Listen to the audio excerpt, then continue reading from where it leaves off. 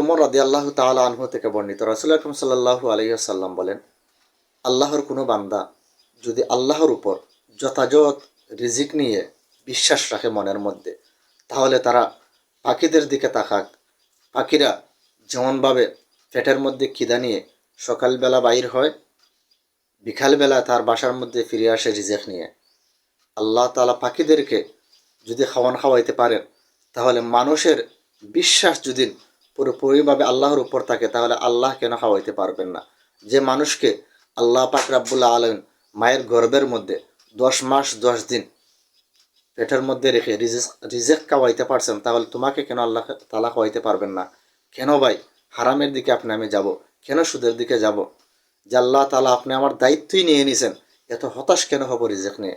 আল্লাহ পাক রাব্বুল আলামিন আপনাকে আমাকে যেন বুঝার তৌফিক দান করেন। এই হাদিসটি আসছে